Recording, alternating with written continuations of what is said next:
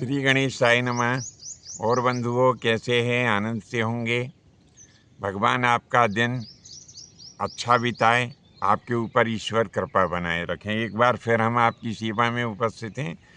बंधुओं, आज हम जो आपको बता रहे हैं कि हम पृथ्वी में बीज बोते हैं तभी फसल प्राप्त होती है। तो अब आप कहेंगे कि लो, ये भी कोई बताने की बात है?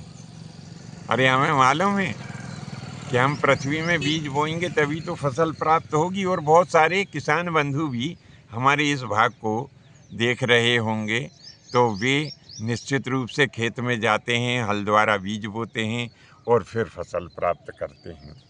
तो बंधुओं, ये जो कर्म का फल हमें प्राप्त होता है ना, यह हमारे ही द्वारा बोया गया है। जी हाँ, हमने जैसा कर्म पहले किया है ना, अच्छा किया हो या बुरा किया हो, तो ये मय ब्याज के हमें प्राप्त होता है। हमने देखा कि कोई व्यक्ति थोड़ी सी भी मेहनत करता है या कोई तो करते ही नहीं है, फिर भी जो है उसे नाना प्रकार के ऐश्वर्य प्राप्त हैं, नाना प्रकार के सुख प्राप्त हैं। और हम दिन रात लगे हैं दे तेरी की, हैं 24 घंटा काम करते हैं, फिर भी हम उतने जो है सुखी नहीं हैं। क्यों नहीं है?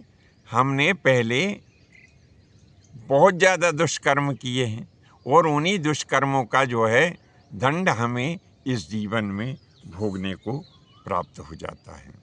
बंधुओं, आप जिस देश से भी हों, यदि आप मेरे इस चैनल को सहायता की योग्य समझते हों, तो सुपर थैंक्स के द्वारा आप मेरे चैनल की मदद कर सकते हैं। यदि कोई प्रश्न पूछना चाहें आप, तो स्पष्ट रूप से हिंदी में लिखें।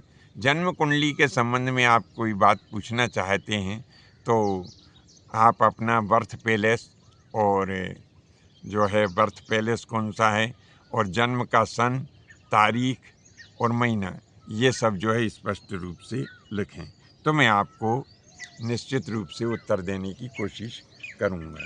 अब ये जो कर्म का फल है ना, ये कर्म का फल बिना भोगे कटता नहीं है और इतना बढ़ता है कि मैं आपको बता दूं कि इसके बारे में एक भजन गाते हैं हमारे यहाँ पे कि ऊधो कर्मन की गति न्यारी, विधना टारे नहीं टरे। ये कर्म की गति जो होती है बड़ी न्यारी होती है और ये टारे नहीं टरती है। हैं कि काहे से राजा राज करत है, काहे से बनत भिखारी, और काहे से बगला श्वेत वर्ण भय, काहे से कोयल कारी। तो राजा राज्य क्यों करता है और कई लोग भिखारी क्यों होते हैं? कौवे ने कौवे की योनि प्राप्त क्यों करी और कोयल ने कोयल की योनि प्राप्त क्यों करी? तो उसके बारे में कहा कि कर्म से राजा राज करत है, कर्म से बनत भिखारी, और कर्म से बगला श्वेत वर्ण भय, कर्म से कोयल कारी है। तो कर्म से ही राजा राज करते हैं और कर्म से ही व्यक्ति भिखारी बनता है।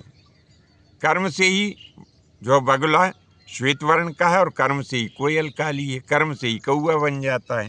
तो ये जो है कर्म की गति बड़ी विकट है और हमारे द्वारा किए गए अच्छे और बुरे कर्म को हमें भोगना ही पड़ता है। ये इतनी गहन गति है कर्म की कि यदि हमारे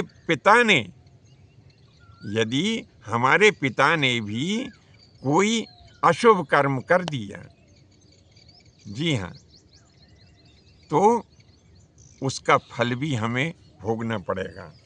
अब आप कहेंगे वाह, पिता का कर्म फल हम क्यों भोगेंगे? तो मैं आपको बता ही देता हूँ कि जब आप सुखी होते हैं और आपसे कोई कहे कि भैया आप तो बड़े सुखी हैं, तो आप ये कहेंगे, अरे भैया, सब पूर्वजों की पुण्याई है।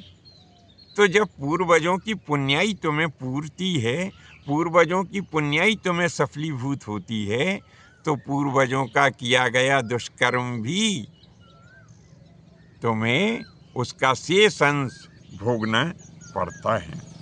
तो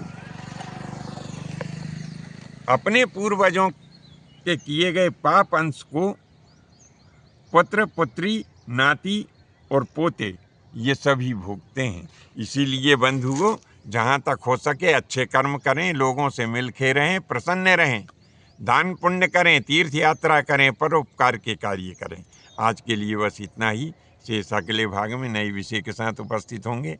आज्ञा दीजिए। धन्यवाद। जय माता की, जय परशुराम जी।